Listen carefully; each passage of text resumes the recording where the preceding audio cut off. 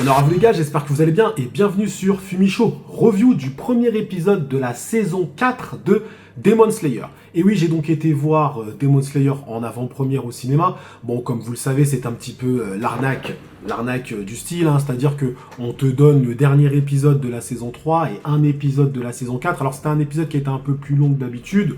Donc voilà, c'est un petit peu de l'arnaque, mais bon, moi, Demon Slayer, je suis fan évidemment de cette œuvre, hein, je la trouve tout simplement magnifique, surtout l'animé bien évidemment qui sublime le manga, c'est pour ça que je ne sais pas ce qui se passe, donc je découvre au fur et à mesure, et oui, je ne veux pas me gâcher mon expérience Demon Slayer. La meilleure expérience Demon Slayer, c'est en animé, hein, tout le monde sera d'accord sur ça. Demon Slayer nous a offert des épisodes juste magnifiques, historiques même, on peut se le dire, franchement, cet animé est juste incroyable. On retiendra Demon Slayer dans les animés des 10 dernières années. Attention, il y a un avant et un après, ne serait-ce que pour les chiffres que cette licence a créé au Japon, et même en France, ça se vend super bien. Moi, quand je suis arrivé dans mon cinéma, j'avais posté une story sur Insta, c'était littéralement blindé, je m'attendais pas à ça, mais c'était littéralement blindé, quoi. C'était incroyable. Mais bon, bref, on est donc dans la fin de l'arc du forgeron. Alors l'arc des forgerons, moi je l'ai trouvé pas mal sans être extraordinaire. C'est pas de la faute de Tanjiro, etc. des protagonistes. Franchement, les protagonistes étaient très bons. C'était surtout les antagonistes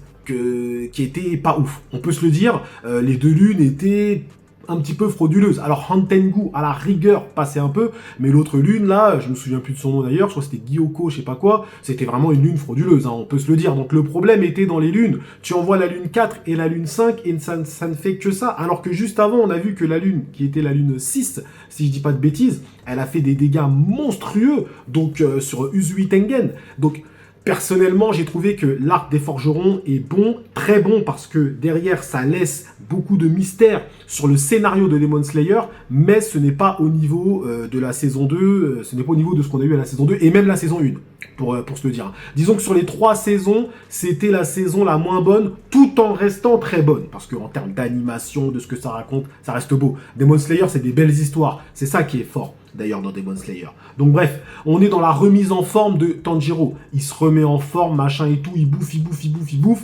ok. Et donc on apprend que les deux autres piliers, eux, à savoir, je me souviens plus des noms, hein, mais bref, piliers de l'amour et piliers de la brume, eux ils sont déjà remis sur pied, ils font déjà des réunions et tout, sont déjà en train de prévoir la suite. Mais on sent que Tanjiro a quand même pris du niveau, parce que maintenant il a une nouvelle épée, il maîtrise mieux son souffle du soleil ou du feu ou je sais pas trop quoi, d'accord. Et on va avoir plein de mystères dans cet épisode, même si l'épisode en soi n'est pas extraordinaire. J'ai quand même hâte de voir cet arc de l'entraînement des piliers, et je vais vous expliquer pourquoi. Donc, en tout cas, Tanjiro se remet en forme. Nezuko est devenue maintenant la nouvelle cible de Kibutsuji Muzan, hein, le Michael Jackson de Demon Slayer. Bah oui, parce que elle supporte le soleil, ce qui est assez incroyable, parce que en gros, elle maintenant, elle supporte le soleil, elle parle, donc elle est en train petit à petit de s'humaniser, alors que Tanjiro, lui, est en train de se démoniser, j'ai envie de dire. C'est ça qui est intéressant aussi dans le lien entre ce frère et cette sœur, c'est que t'en as une qui devient de plus en plus humaine. Bah oui, elle supporte le soleil, elle parle, etc. Et lui, de plus en plus, ça devient d'une certaine façon un démon. Vous voyez, Tanjiro, sa marque, vous verrez ma théorie concernant la marque de Tanjiro, et la marque que les autres aussi ont obtenue, hein, Pilier de l'amour et tout, ils l'ont obtenue aussi. J'ai une théorie sur cette marque, je pense qu'elle te rapproche de plus en plus d'un côté démoniaque, et au final, elle se rapproche de plus en plus d'un côté un peu humain. Vous voyez, et les deux peuvent se rejoindre à la fin. Enfin bref, un petit truc philosophique, je vais vous expliquer ça. D'ailleurs, je vais vous l'expliquer tout de suite. La marque, apparemment, apparaît lorsque tu es au bord de la mort, lorsque tu combats un démon, donc un démon de très haut niveau, donc une lune, hein, généralement, donc quelqu'un qui est très proche de Kibutsuji Muzan, parce que c'est quelqu'un qui a bu le sang de Kibutsuji Muzan, ok. Donc tu combats ce démon, tu es au bord de la mort, tu vas mourir même, et finalement tu ne meurs pas, et tu déclenches la marque, et la marque te donne des pouvoirs supplémentaires. Je pense que, selon moi, cette marque-là marque le début de ton passage vers le fait que tu deviennes un démon. Moi, je pense que Tanjiro, c'est le premier à avoir eu la marque, hein.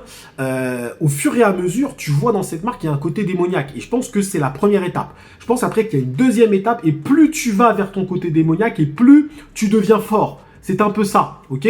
Plus tu frôles la mort, et plus lorsque tu frôles la mort, tu combats le démon, donc il y a un lien qui se crée entre le démon et toi, et tu déclenches cette marque entre le pourfendeur et les démons. Je pense qu'il y a un lien qui se crée entre les deux, tu déclenches la marque, et tu vas de plus en plus vers un côté démoniaque, et tu deviens de plus en plus puissant. ok? Je pense que la marque, c'est ça. Et au final, les piliers vont s'entraîner pour essayer de débloquer cette marque, mais pour débloquer cette marque, il faut qu'on les pousse dans leur retranchement. Et oui, là, la première question que je me suis posée, c'est que je me suis dit, attends 2 secondes, les piliers, ils vont entraîner les autres pourfendeurs, mais il n'y a personne qui pourra les pousser réellement. Quand tu vois déjà certains piliers, ils ont l'air super forts. Le pilier là aveugle, lui il a l'air mais d'une puissance stratosphérique, lui c'est une dinguerie. Il y a même des gens aux autres commentaires, ils m'ont dit non mais lui t'es même pas prêt tellement il est fort. Je me dis mais lui qui pourra le pousser dans ses retranchements? C'est pour ça que je pense dans cet arc d'entraînement des piliers que les piliers au bout d'un moment vont se battre entre eux. Je pense que Tanjiro évidemment va pouvoir se battre contre certains piliers, ça va nous permettre de les voir un peu en action. On sait que ça va être des combats, on va dire, sans enjeu, mais ça va être intéressant de les voir évoluer, de voir leur technique aussi.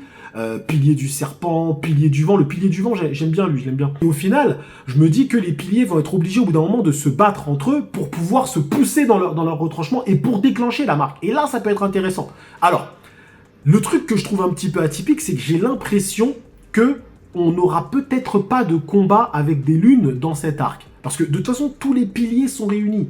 Donc là, le fait que tous les piliers soient réunis, aller attaquer cette zone-là, il faut qu'ils y aillent, il faut que tout le monde, faut que toutes les lunes doivent y aller, très clairement. Parce que quand tu vois que la lune 4 et la lune 5, ils ont été tués par 2 piliers seulement, ok, 2 piliers et Tanjiro, là ils sont tous réunis, pour moi la zone est inattaquable. Alors on peut, peut-être, je sais pas, parce que de toute façon, Kibutsuji-Muzan, lui, veut y aller. Donc il veut Nezuko. Mais là je pense que tous les piliers réunis, plus Tanjiro, si tu attaques là, c'est compliqué. Donc je pense que ce sera vraiment un arc vraiment dédié à l'entraînement des piliers, le développement de soi-même. Donc moi personnellement je suis hypé. Je suis hypé parce que je sais que, attention, Demon Slayer, faut bien vous dire une chose, c'est que même si dans le manga, il y a beaucoup de personnes qui m'ont dit ouais dans le manga cet arc là il est pas ouf, nanani, mais faut vous rendre compte que les meilleurs épisodes de Demon Slayer ne sont pas les épisodes où dans le manga c'était lourd.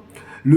L'animé te sublime tellement le manga que même un passage qui est random dans le manga devient une masterclass en animé.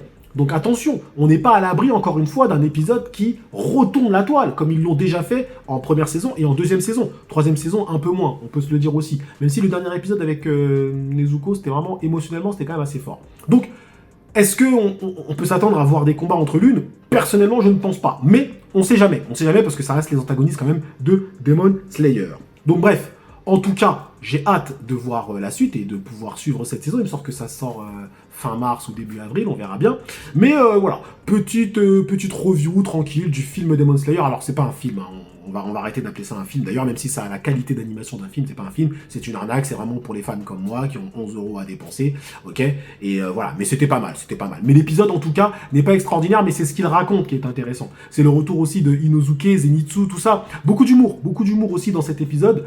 C'est l'humour à la Demon Slayer qu'on apprécie tous, faut pas mentir, dans la salle, tout le monde rigolait et tout, donc franchement, ça fonctionne plutôt bien. Moi, je comprends, hein, en vrai, il y a beaucoup de personnes qui critiquent Demon Slayer. Même en zone commentaire, des fois, je le vois, des personnes qui me disent « Ouais, mais t'as vu, Demon Slayer, c'est classique, nanani, nanana, je préfère ci ou je préfère ça. » Mais en fait, ils comprennent pas que Demon Slayer n'a pas d'ambition, n'a pas de vocation à être une référence dans le monde du shonen ou quoi que ce soit. Demon Slayer, c'est juste qu'on te raconte une histoire, on te le fait bien, on te met de l'émotion, on te met des pouvoirs qui sont pas très complexes, mais qui sont intéressants, avec un petit mystère, des sous-textes. Personnellement, ça fonctionne. Ça fonctionne. En fait, Demon Slayer, c'est vraiment clair, net, rapide, efficace. Il n'y a pas d'autre truc. Faut pas aller chercher des explications de 5 pages pour aller expliquer un pouvoir comme on peut le voir dans Jojo ou dans Jujutsu ou dans Baki. D'accord? Non, c'est des explications simples, c'est clair, net et précis, ça va droit au but. Et on te touche en fait émotionnellement dans ce que ça raconte, dans les liens familiaux, etc. etc. Donc moi, c'est ça que j'apprécie dans Demon Slayer, c'est que on est vraiment dans le sous-texte. On est vraiment dans raconte quelque chose. Les combats de Demon Slayer racontent des histoires. Et c'est pour ça que ça fonctionne et c'est pour ça que ça touche beaucoup de monde. Et oui, et c'est pour ça que par exemple, un manga, je prends Jujutsu, même si attention, maintenant Jujutsu, moi je trouve ça plutôt sympathique, mais va toujours moins toucher qu'un Demon Slayer, même si attention, ça va très bien fonctionner, parce que ça va aller chercher la violence, etc., etc. Mais ça va toujours moins toucher qu'un Demon Slayer, parce que Demon Slayer fait appel, on va dire, à tes émotions. Émotionnellement, c'est très fort Demon Slayer. C'est ça qui est bien, ce qui fait que quand le combat se déroule devant toi, tu es touché. Alors certains diront, ouais, mais c'est un peu toujours la même chose. Ouais, mais c'est toujours pareil même dans les autres shonen aussi, les frérots. Hein. Vous voyez ce que je veux dire? Vous savez, le shonen, c'est pas quelque chose qui se réinvente actuellement. On peut pas dire qu'il y a un shonen qui bouleverse, qui casse les codes. Non, faut pas mentir. Et c'est pas forcément ce qu'on demande, donc ok. Mais je trouve, en tout cas, Demon Slayer raconte des choses et le fait très bien, en tout cas, selon moi. En tout cas, voilà les frérots. Bah, je vous remercie d'avoir suivi, comme d'habitude, cette petite vidéo jusqu'au bout, petite review jusqu'au bout. Prenez soin de vous et que l'honneur soit avec Tanjiro, tiens. Ça faisait longtemps.